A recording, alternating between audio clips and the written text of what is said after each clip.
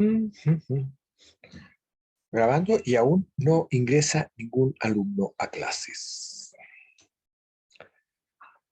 Esto, chiquilla. Ya debe salir caras verde aún. Así decían los viejos.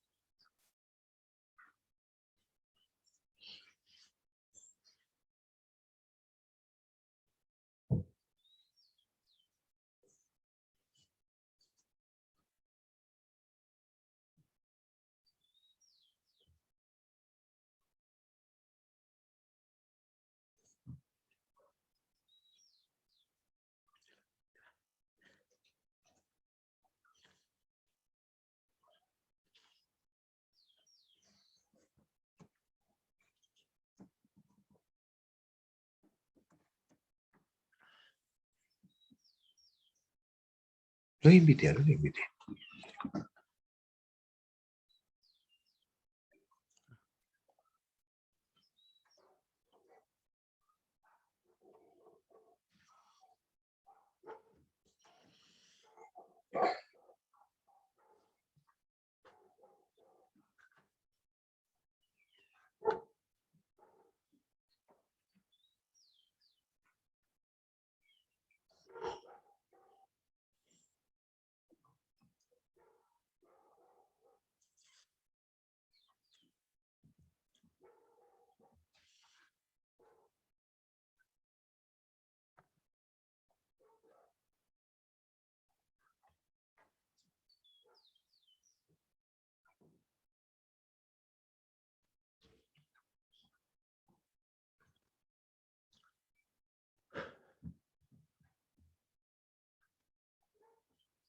¿Por qué? Hola, buenas. No, todavía no. Está todo medio lento.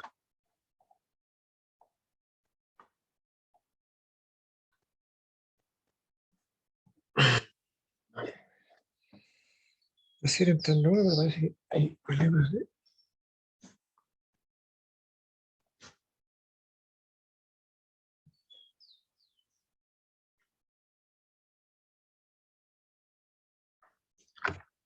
Hola, Moira, ¿estás bien? ¿Me escuchas? Hola, profe. Sí, se lo escucho. Eso hace que hay otra persona que entró, pero no puede entrar, parece, que es Constanza Pizarro. ¿La conoces? Ahí entró Constanza. Hola, Constanza, ¿qué tal? ¿Cómo estás? Hola, profe. ¿Bien y usted? Bien. ¿Qué les pasó, chiquillos? Chiquillas, en realidad, que hay dos alumnas en la clase, no Yo creo tienen... que, ¿Ah? yo creo que es porque hay pruebas. Estamos llenos de Sí, pruebas. sí. Siempre se aprovecha. ¿Salieron de una prueba? No, yo todavía no. Mm, Lo voy a hacer después. la vas a hacer después. Ya, Sí. ok, bueno. Vamos a... Hoy día no vamos a hacer nosotros la prueba, va a ser la próxima semana. Ya me llamaron la atención desde la dirección porque estamos muy atrasados con la primera nota. Eso es malo. Pero bueno, nos vamos a arreglar, ¿cierto? Para no tener problemas. Lo que sí es que ahora vamos a tener que partir con una nueva unidad, que son dos que quedan, la normalización, con acotamiento y todo, y ¿cómo se llama? Y la pérdida de material, que es una unidad más grande, que está al final. Esas son las dos cosas que nos quedan ver. Les cuento, en términos generales, todos ustedes, los que han asistido a las clases, obviamente, y los que han visto el material, y a lo mejor quizás hayan hecho un ejercicio, todos ustedes ya saben dibujar. Si el dibujo técnico no es más que esto que hemos visto, de hacer las tres vistas de un objeto, las perspectivas de un objeto, ubicar líneas en el espacio, eso es dibujo técnico en términos bien básicos. Así que ya lo saben hacer, pero lo que tenemos que meternos es la normalización, aquellos elementos que hacen que el dibujo técnico tenga una estructura propia, independiente. Así que lo que vamos a hacer ahora, vamos a ver esto.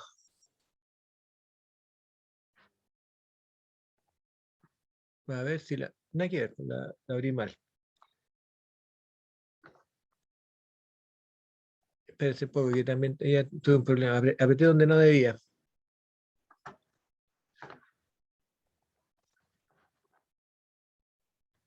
Ya. Ahora sí, vamos a compartir. Compartir. Ya, ustedes me tienen que decir si se ve. Yo creo que se ve, ¿cierto? Sí, profe. Ya, ok, vamos a echar una miradita a esto, que son las normas internacionales de dibujo de planos mecánicos. Les cuento cómo funciona esto. Esta es una presentación que va a servir como manual también, porque te contiene la información de las normas. Las normas en Chile son estrictas, ¿ya? Son las que se han usado durante muchos años. Lo que estamos viendo, incluso lo que hemos visto antes en aprendizaje de dibujo, es parte de las normas chilenas de dibujo técnico, ¿ya? Así que no es una cosa que ustedes tengan que aprenderse de memoria, no es tan difícil tampoco, pero no es una cosa que tengan que aprenderse de memoria, sino es más bien un elemento donde ustedes tienen que visualizar algo cuando quieren hacer. Si yo quiero dibujar algo, voy a tener que acordarme de usar este tipo de línea, este tipo de forma, etc. Y esto es lo que aparece acá. Nada más. Así que la vamos a conversar rápidamente.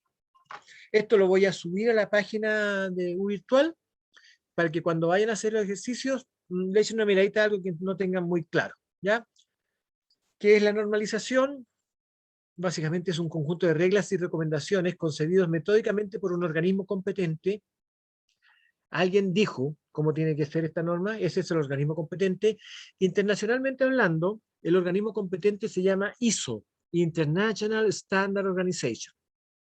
A nivel internacional, ellos son el organismo competente que hace las reglas y recomendaciones para muchas cosas, entre ellas la manera en que nosotros hacemos dibujo técnico. ¿Ya? Y en Chile, el organismo es el Instituto Nacional de Normalización. Este Instituto Nacional de Normalización depende del Ministerio de Economía. Por lo tanto, ya tenemos una idea de que la normalización tiene el sentido de mejorar las condiciones de comercio, para hacer más fácil el comercio y la economía de los países. ¿Ya? Entonces, este conjunto de reglas y recomendaciones concebidos metódicamente por un organismo competente, destinados a conseguir y mantener un ordenamiento dentro de un campo determinado, por ejemplo, el dibujo técnico, con el fin de procurar beneficios para la sociedad acorde con su desarrollo social y económico. ¿Ya? ¿Cuál es la finalidad de la normalización? Simplificar. O sea, seleccionar los productos que reúnan las características más convenientes y racionalizarlas al máximo a fin de obtener las formulaciones más sencillas y los procedimientos de fabricación más aconsejables. O sea, veamos cuál es la manera más fácil de hacer las cosas, cuál es la manera más fácil de dibujar algo, cuál es la forma más fácil de representar algo. Esto es la normalización. Todo lo vamos a hacer de esta manera que es re fácil, así funciona. También está unificar, es decir, adoptar las medidas permanentes para obtener productos intercambiables y reducir la gama de fabricados, agrupándolos por grupos de semejanza. Así ya están todos más o menos parecidos, todos nosotros hablamos lo mismo, hablamos el mismo idioma, tenemos el mismo tipo de dibujo. Y también para especificar, esto es fijar de un modo preciso las características de los materiales, procesos y servicios. Es así como se hace, esa es la normalización. Al especificar se establece la garantía de calidad por la identificación de las características exigidas, eliminando toda indeterminación. Es decir, las tres razones fundamentales por las cuales se normalizan las cosas, incluido el dibujo técnico, es para hacerlo más simple, para unificarlo todo y para ser bastante específico respecto a lo que estamos haciendo.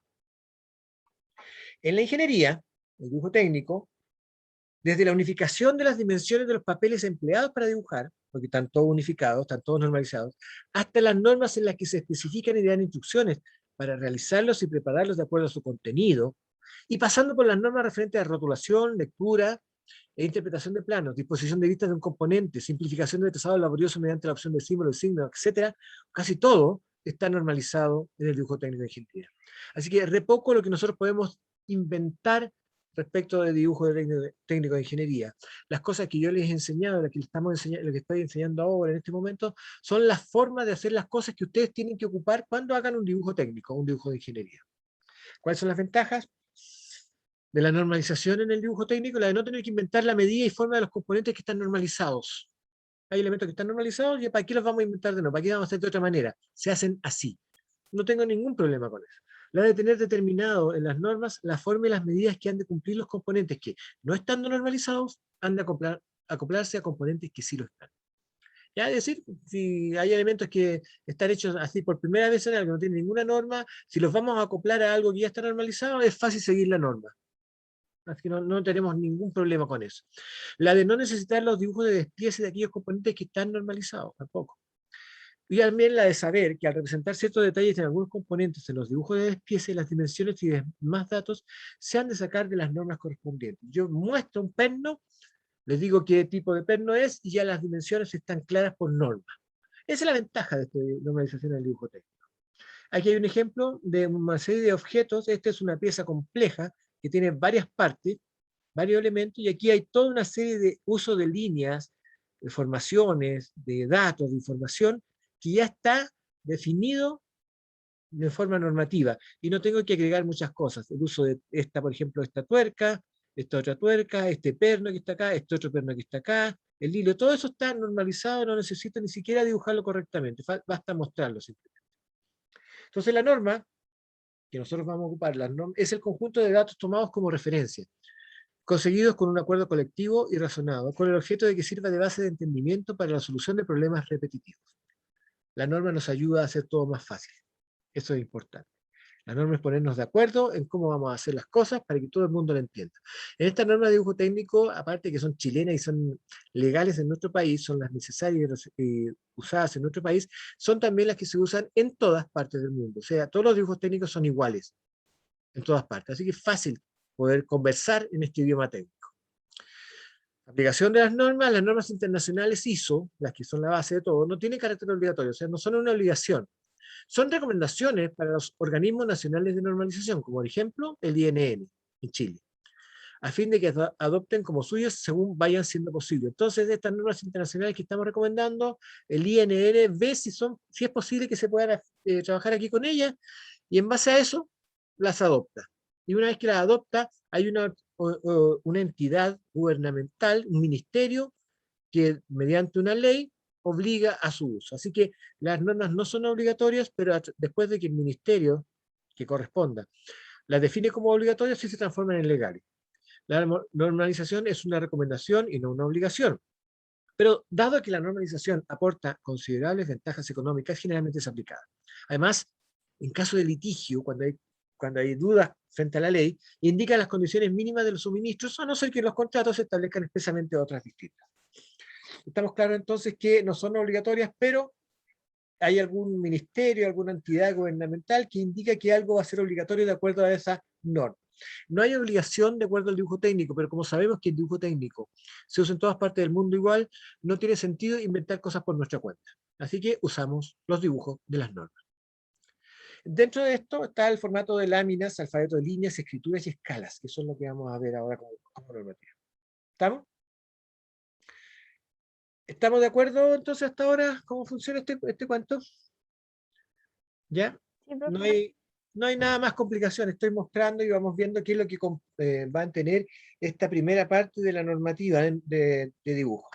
¿Ok? Así que nada más complicado que eso. Fíjense que, por ejemplo, cuando hablamos de láminas, se refiere a formatos como este. ¿Se acuerdan del que usamos normalmente este formato? Este es un formato A4. Y cuando yo voy a dibujar un objeto en algún formato, voy a primero a elegir el tipo de formato. Estos son los primeros que voy a elegir. De aquí saco siempre, ojalá siempre tenga que usar o pueda usar estos formatos. El A4, que es el más chiquitito, el A3, el A2, el A1 y el A0. Todos esos entonces son formatos iniciales, los primeros que voy a elegir. Ojalá que pueda dibujar esto. Fíjense en una cosa. El A4 tiene una dimensión de dibujo de 210 por 297. Es esto. 210 de ancho, 297 de alto. Pero cuando subimos a la 3, este 297, que es el ancho, se transforma en el alto. Y el 210 se multiplica por 2 para dar el ancho. Entonces, esto queda convertido en algo así. El formato A3 es una cosa así, son estos dos. Esto es el formato A3. Y al siguiente, el A2, es lo mismo. Estos dos se multiplican por 2. Ya tiene 4 formatos A4. Entonces el A2 es 420 por 594. El A1, aquí está, hay un error en este dato, es 594 por 841. 420 por 2, 840, más 1 para ordenar. Y este otro es la base del otro. Estos son los primeros que voy a elegir. Si tengo algo muy especial, que me va a entrar difícilmente en uno de estos, queda mal distribuido, me cuesta hacer, no sé, el dibujo con forma correcta, voy a ver que existen otras posibilidades, de otros tipos de formatos, que yo trataría de no elegirlos, pero a lo mejor me hacen falta, que son estos. El A3x3, A3x4, A4x3, A4x4 y A4x5. ¿Ya? Y si ninguno de estos me funciona, voy a tener una cosa excepcional. Fíjese una cosa, la hoja tamaño carta y la hoja tamaño oficio no aparecen aquí en ninguno. ¿Ya? Así que cuando hicimos una excepción al principio de que si ustedes no tienen formatos, pueden dibujar una hoja tamaño oficio o tamaño carta con los contornos bien dibujados, es una excepción que está fuera de norma, que no se usa. Lo hicimos nosotros solamente por un tema académico, pero la verdad es que no es lo que se usa normalmente. Dentro de esto, entonces, está obligatorio, es una norma, un margen mínimo de 20 milímetros para formatos A0 y A1, formatos grandes, tienen margen grueso, y de 10 milímetros para la 2, A3 y A4. ¿Ya? En muchos casos puede reducirse, puede hacer más chiquitito. Si el dibujo va a ser más grande de lo que es necesario el objeto, lo dibujo con menos formato, da lo mismo. Puede ser 10 milímetros para 0 y A1 y 7 milímetros para 4. No es mucha diferencia en todo caso, pero también se pasa. Ahora, si voy a archivarlo físicamente, este papel, voy a poner a un lado un ancho mínimo de 20 milímetros para hacer las perforaciones y archivarlas. Así funciona, así se guarda. ¿Ya? También está una cosa que nosotros usamos mucho, que es el rotulado. ¿Se acuerdan? El rotulado es esto. Este cuadrito que está acá. Normalmente, cuando el formato es grande, o cuando está de lado, qué sé yo, la longitud máxima del formato es 170 milímetros, los cuales pueden dividirse en otros rectángulos, dentro de los cuales se debe anotar toda la información necesaria para la fácil interpretación del dibujo. El rótulo se colocará en la parte inferior derecha del plano, tanto para las láminas ubicadas horizontalmente tipo X, como para las ubicadas verticalmente tipo Y, de acuerdo a lo mostrado en la figura, debiendo corresponder su lectura con aquí el dibujo. Entonces el recuadro se pone aquí o se pone acá. En un formato A4, como está cerca del tamaño general, la línea es completa, el recuadro es completo. Y se pone aquí o se pone aquí, al lado derecho. Jamás se pone al lado izquierdo. ¿Ya? Jamás se pone aquí el formato. Nunca. Porque el rótulo. Porque de esta manera es difícil de leer. Se pone aquí. Así que eso tenemos que tenerlo claro. Sin embargo, se permite el uso de las láminas tipo X en posición vertical y láminas tipo Y en posición horizontal según la posición del trabajo. En estos casos, como le mostraba, el rótulo debe colocarse en la parte superior derecha y orientarse de tal manera que pueda leerse desde la derecha, desde acá. Entonces tenemos esta forma de poner un rótulo o esta forma. No hay más formas. Ponerlo de otra manera es salir de la norma. ¿Ya? Tenemos que tener claro eso. Para lograr una distribución uniforme, la información necesaria en el rótulo debe agruparse en zonas regulares en dos grupos. Una zona de identificación, una o más zonas para información adicional, las cuales pueden situarse sobre o a la izquierda de la zona de identificación. Y una zona de identificación debe tener la siguiente información básica: clave, número de identificación, denominación de los representados y nombre del propietario legal del plano. Puede ser la empresa, puede ser el jefe, puede ser ustedes mismos. ¿Ya?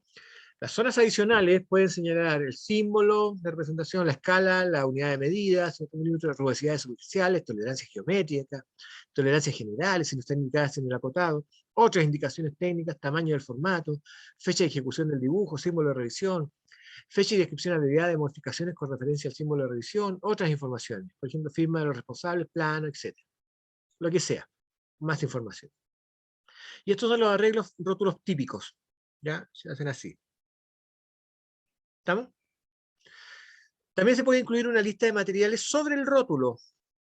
Los contornos de la línea son continuas, líneas gruesas A. Vamos a hablar de las líneas también, así que tengámoslo presente. La lista de materiales divide en columnas por medio de líneas continuas gruesas o finas, o sea, A o B, efectivamente, para permitir consignar la información bajo los siguientes encabezados, siendo la secuencia de estos opcional A. Estos son los encabezamientos que tiene la lista de materiales. La lista de materiales, entonces, como se entiende aquí, se pone arriba del rótulo, y de ahí hacia arriba se va leyendo, de abajo hacia arriba, no de arriba hacia abajo, de abajo hacia arriba se van agregando cosas, siempre. El número de orden o posición del componente, descripción o designación del componente, producto terminado, cantidad de cada componente, observaciones y material. Así como está acá. Este es el rótulo, arriba está lista de materiales, acá está el número, cantidad, designación, material, observación, hacia arriba. Entonces, si yo tengo un dibujo, un plano, con muchos materiales, con muchos elementos, cada uno de los materiales los voy agregando hacia arriba a partir de acá, en esta lista de materiales. Adicionalmente, puede incluirse en la lista de materiales otra información necesaria para el producto acabado, por ejemplo, el número de inventario, el estado de entrega, masa del componente determinado, acabado, lo que sea. Cualquier información que sea importante y pertinente. También un plano puede tener marcas de centrado que facilita la reproducción o microfilmación o digitalización en estos momentos, también se ocupa mucho. A pesar que estas marcas de centrado y las marcas que se ponen en los papeles, las empresas ya no lo utilizan mucho porque estamos usando preferentemente el trabajo digital, el dibujo digital a través de software como el AutoCAD. Deben señalarse 4 marcas de centrado. Los planos muy largos, debido a su amplitud, requieren marcas adicionales sobre los lados más grandes, en el punto medio de cada sección a ser filmada. Estas son las líneas. De hecho, el formato tiene esa línea, y esa línea está en el punto medio. ¿Ok? Hay marcas de orientación, que lo usa la gente que está dibujando en tableros. Estas marcas son flechas que deben colocarse a través del marco, coincidiendo con las marcas centradas de estos lados, de forma que una de las marcas siempre está dirigida hacia el dibujante, así. Aquí está el dibujante, aquí está el dibujante, acá está, acá está. Estas marcas de orientación ya prácticamente no se usan, porque digitalmente no tiene mucho sentido, pero sí en papel. ¿Cuánto quiero hacer una versión en papel de algo? ¿Ya? Aquí está claro en ese sentido. ¿Cuáles son las líneas formales que vamos a usar? A partir de ahora siempre, de hecho en las PEP esto se mide, el espesor de las líneas se elige de acuerdo al tamaño y tipo de dibujo. Hay 2 tipos de líneas siempre, ¿ya? Y de acuerdo a eso se usan 2 espesores. La relación entre espesor de la línea gruesa a la fina no debe ser menor que 2:1, y se pueden elegir según el siguiente rango. Los rangos normalizados de línea son estos: 0.18, 0.25, 0.35, 0.5, 0.7, 1, 1.4 y 2 milímetros. ¿Qué significa esto? Que si el dibujo está hecho con línea de 2 milímetros, esta es la línea gruesa, y la línea fina va a medir 1 milímetro. Si el dibujo se hace con 1.4 milímetros su línea gruesa, la línea fina va a medir 0.7 milímetros. Si el dibujo se hace con 1 de grosor, la línea fina va a medir 0.5. ¿Ya? Si el dibujo se hace con 0.7, la línea fina va a ser 0.35. Y lo que nosotros usamos normalmente, si el dibujo se hace con 0.5, que es lo más normal en nuestros dibujos en Chile, la línea fina va a ser entre 0.25 y 0.30. Menos que esto ya es complicado. Así que si vamos a tener 0.5, usamos 0.25 como línea fina. Esas 2 líneas se tienen que visualizar claramente en el dibujo. No puede haber otra clase de líneas. ¿Ya? Ahora, debido a dificultades de cierto método de reproducción, el espesor de 0.18 debe evitarse. Para cuando se usen otros tipos de espesores de línea, como por ejemplo en esquemas eléctricos de tubería, debe indicarse la convención adoptada por medio de notas sobre el dibujo correspondiente. Cuando yo voy a dibujar un plano de una casa y le hago una línea de donde va el cable, digo, aquí va el cable, dibujo una línea, esa línea no corresponde a esto, y yo la dibujo de otra manera, con otro rango, con otro grosor, con otro tipo. Así que tengo que especificarlo. ¿Ya? El mínimo espacio entre líneas paralelas no deberá ser menor que 2 veces el espesor de la línea más gruesa. Es decir, si la línea es 0.5, la diferencia entre una línea y otra al lado va a ser siempre de 1 milímetro por lo menos, no menos que eso. O igual es recomendable que tu espacio no sea menor que 0.7, no importa el espesor. Y aquí estamos. Estas son las líneas normalizadas. Estas son las líneas que vamos a utilizar en nuestros dibujos. Vamos a tener una línea tipo A, que es una línea gruesa. No importa cómo la dibujemos. Es una línea de contornos y aristas visibles. Todo lo que mostremos a la vista del dibujo lo dibujamos con esta línea gruesa. Existe la línea fina, delgada, que sirve para líneas imaginarias de inserción, líneas de cota, líneas de proyección, achurado, líneas externas de elementos de revolución, líneas cortas de centro. Y estos son los dos espesores más básicos, gruesa y línea delgada. También está una línea gruesa libre, que es dibujada como a mano alzada, para el límite de secciones parciales, y la dibujamos como queremos, pero tiene que ser gruesa. Si es gruesa para nuestros dibujos, es 0,5. Línea delgada contiene zigzag, que son las líneas de tipo D, para líneas en general. Aquí hay una importante, la línea segmentada, la E y la F. Ambas, según el dibujo, se usan para lo mismo, aristas ocultas o ejes ocultos. ¿Qué significa esto? Significa que si el dibujo es más o menos grande y tengo espacio, voy a dibujar una línea segmentada amplia como esta, E. Si el dibujo es más pequeño o la zona que voy a dibujar esta línea segmentada es más pequeña, dibujo una línea segmentada más chiquitita como esta. E y F son líneas delgadas, como esta, dibujadas en el dibujo, en el plano, para mostrar que existe una arista oculta detrás de ese objeto.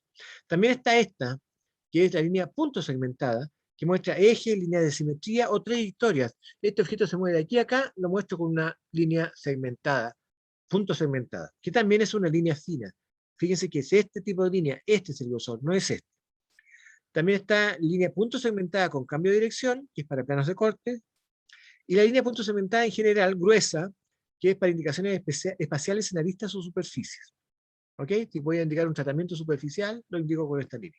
También está la línea punto segmentada doble, que es para líneas exteriores de partes adyacentes, posición alternativa o extrema de piezas móviles, líneas centroidales, líneas iniciales con baja definición en el sketch, y piezas situadas al frente de un plano de corte. Las líneas que nosotros vamos a usar en el 99% de los casos van a ser una línea gruesa, una línea delgada, línea segmentada gruesa, larga y segmentada fina, y línea punto segmentada. Esas son las más comunes, las que normalmente vamos a estar usando. Y aquí hay un ejemplo de todo esto. Aquí hay una línea que muestra, fíjense, esto me muestra una trayectoria, esto me muestra una posición alternativa a esta pieza, esto se mueve de aquí a acá, lo puedo mostrar acá. Este es el achurado de una pieza, ya vamos a indicar qué cosa es, y hay una serie de otras indicaciones en este dibujo. Esto ya está indicando las piezas. Aquí está una línea de cota, fíjate que es B2, líneas de cota, G2 es línea punto segmentada, línea de simetría. En este caso es una línea de simetría esta, y ahí la estamos viendo. A1 es la línea más gruesa, B5 es el achurado, que está acá, B7, líneas de cotas de centro, y así vamos juntando partes y piezas. ¿Ok? Esto también es una pieza que muestra todo este tipo de líneas. Y vamos a ver qué tan importante, cómo se distribuyen estas líneas de acuerdo a su importancia. Cuando dos o más líneas de diferente tipo coinciden, el orden de precedencia es el siguiente. Primero, siempre contorno y bordes visibles. Tapa cualquier otra línea. ¿Ya?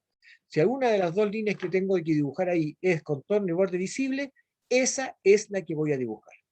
¿Ok? No importa qué otra línea haya debajo. Así que partimos por eso. Ahora, si no hay ninguna de esas líneas y tengo que dibujar dos líneas distintas, lo que yo voy a marcar es la que está mostrando contornos y bordes ocultos con líneas segmentadas. Esa voy a dibujar y no voy a dibujar ninguna otra línea después. Esa va a tapar cualquier otra línea. ¿Ya? O planos de corte después si que no hay ninguna de las anteriores. Y así, según el orden, de más importante a menos importante. Las líneas de predicción generalmente están solas, pero pueden ser tapadas por cualquiera de estas otras líneas. ¿Ok? Esa es un poco la precedencia de las líneas. Aquí tenemos un ejemplo. Este dibujo está dibujado en un sistema ISO-A. Esto es lo que se ve de frente, esto es lo que se ve desde arriba, y esto es lo que se ve desde el lado derecho. ¿Ya? Esa es la distribución ISO-A, distinta de la ISO-E, que la vamos a mostrar, la vamos a ver también más adelante, la diferencia entre ISO-A e ISO-E. Pero si se fijan bien, entonces, esta línea que está aquí, corresponde a esta arista, corresponde a esta. Aquí también habría una línea de segmento. Se fijan como aquí se muestra una línea de segmento, porque aquí hay una perforación, y esta línea de segmento corresponde a esto. Aquí también habría, pero justo coincide con esta arista. Entonces, esta arista se dibuja, y no la línea de segmento. ¿Okay? Y este ejercicio muestra entonces todo lo que es correcto e incorrecto en cuanto a línea de segmento y uso de líneas. ¿Ya? Aquí está correcto e incorrecto. Esto es correcto porque la línea de segmento está tocando la arista y me indica entonces el punto donde está tocando. Aquí no está tocando la arista y puedo confundirme, así que no es correcto hacerlo. Si yo voy a tocar otra línea de segmento, otra línea oculta, también la toco, y no aquí que no la estoy tocando, me muestra cualquier cosa. Cuando termino una arista en una esquina, tengo que dibujar con la línea de segmento la esquina y no dejarla así abierta. Estas son las formas entonces correctas e incorrectas de hacer las cosas o los dibujos con línea de segmento. Esto también se mide, eso también hay que verlo y utilizarlo correctamente. Esto también va a tener que aparecer en la PET y también va a ser un punto, puntos menos cuando no se cumplan estos elementos. No se los tienen que aprender de memoria, como ya les dije, sino simplemente tienen que utilizarlos cuando ellos están dibujando. ¿Ok? Aquí están las alternativas que muestran el uso. Por ejemplo, esta pieza tiene esta zona recta acá y esta zona queda tapada aquí con línea de segmento. Por lo tanto, lo dibujo así. Y acá, como esta esquina puede ser complicada de mostrar, la dejo abierta, porque la línea de segmento llega hasta aquí, pero el dibujo continúa. Aquí me podría confundir hasta dónde llega la línea correcta, pasa por acá, entonces prefiero dibujarla de esta manera. Esta es la manera correcta de hacerlo. Si yo tengo dos líneas de segmento paralelas, estas dos líneas, cuando las veo a través de esta pared, se dibujan así, alternadas. No se dibujan iguales, como esta, porque puede dar la impresión de que son un solo objeto y eso complica. Entonces vamos a ordenarnos de esta forma. Ahora, cuando hablamos de escritura, las características, lo importante, siempre que sea legible, uniforme y adaptable para microfilmación y otras reproducciones fotográficas. Incluso, por ejemplo, cuando ustedes vayan a dibujar y me respondan las preguntas en el plano, lo van a convertir en un PDF. Esa es una reproducción fotográfica que me van a enviar. Por lo tanto, ustedes no saben cómo lo voy a ver yo, si lo voy a imprimir, si lo voy a ver en la pantalla, algo así que tiene que ser fácil de leer en cualquiera de estos medios. Esta es la característica esencial de la escritura. De hecho, los caracteres deben ser claramente distinguibles para evitar alguna confusión. No hay posible confusión entre la I mayúscula y la L mayúscula, ¿ya? La L minúscula también es chiquitita, entonces tenemos que tratar de no confundirles nada. Esta es una I, una S y una O, este es un número 8, un número 1, la altura de la letra minúscula siempre es C, la altura de las letras mayúsculas y las altas son H, siempre una sola. Para reproducciones de microfilmación se requiere que el espacio entre letras y números sea por lo menos igual a 2 veces el espesor de la línea más gruesa. El espesor de la línea para minúsculas será el mismo para facilitar la inscripción. La altura de H de las letras, que es la más alta esta, se toma como base dimensionada. A partir de aquí, de esta H, de esta altura H, todas las letras son válidas. El rango de altura H estándar es de 1,5, 3,5, 5, 7, 10, 14 y 20 milímetros. Nosotros estamos dentro de este rango, 3,5 a 4 milímetros. Pueden usar 3,5, 4 o pueden usar 5 milímetros para escribir. Pero una vez que escogieron una de estas dos alturas en un plano, mantengan siempre la misma altura en todas las letras del plano, para tenerlo ordenado. Bueno, la altura H y C no deben ser menores de 2,5 milímetros. Está muy claro. Las relaciones estándar para el espesor y la altura más económicas que dan como resultado un mínimo espesor de línea son 1 a 14 y 1 a 10. O sea, el espesor es 1 y la altura es 10. ¿Ya? Tenemos que tenerlo claro. Por ejemplo, si la letra tiene espesor 0,5, la altura de la letra es 5. Si la letra es 0,5 acá, la altura es 7 milímetros. 0,5, 7. Las letras pueden ser inclinadas 15 grados hacia la derecha de la vertical. Esta es la vertical, nos inclinamos hacia la derecha 15 grados. Esta inclinación es muy típica de todas las letras, ¿ya? Y se llama italic. Las letras italic son estas letras inclinadas respecto a la vertical, 15 grados. Es lo mismo que inclinarse o levantarse sobre la horizontal 75 grados. Una letra 75 grados y una letra 15 grados sobre la vertical es lo mismo. Ambas son itálicas. Pese a que todas las leyendas, para que todas las leyendas puedan leerse sin dificultad alguna, cuando el plano esté colocado en posición normal de trabajo, sin tener que girar la forma correcta de escribir dichas leyendas se muestra en el siguiente esquema. Este es el esquema correcto de escritura. Siempre esto va a ser lo más correcto, escribir directamente, sobre todo si estamos debajo del objeto. Si estamos arriba del objeto va a depender del ángulo de la línea. Si la línea tiene esta inclinación, esta es la manera correcta de escribir algo sobre él. Y esta es una forma incorrecta de escribirlo porque es difícil de leer. Esta es la manera correcta de escribir algo sobre esta línea y esta es la forma incorrecta. Así no se escribe aquí como está, en este sector, aquí es incorrecto en ambos sentidos. Inscribir al revés no tiene ningún sentido. Y cuando la recta es vertical completamente, vamos a escribir en el lado izquierdo del objeto. El lado izquierdo de la línea, el lado izquierdo de la pared, el lado izquierdo de cualquier cosa. En el lado derecho no vamos a inscribir nada. ¿Estamos claros con eso, no? Así que no hay mayor problema. Cuando después vayamos a poner, por ejemplo, cotas, números sobre las cotas, vamos a tener que guiarnos por esta estructura de inclinación. Otra cosa que también es común en los dibujos es la escala. La escala es la relación de la longitud del segmento que se representa en el dibujo y la longitud a representar. Es decir, si el dibujo está con las mismas dimensiones que tiene el objeto en escala tal como es en la vida real. Eso se llama escala natural. ¿Ya? Si algo mide 10 centímetros y lo dibujo a 10 centímetros, está en escala natural. Existen escalas lineales, la escala natural, escala de ampliación, escala de reducción, escala numérica, escala gráfica. Hay muchas, pero son muy pocas las que se usan en términos generales. En las escalas lineales, o las más comunes, se le designa indicando la proporción precedida de la palabra escala. La escala natural, que es la más común, se lee así. Esta es una escala natural, la más común. Y se lee 1 es a 1 o 1 a 1.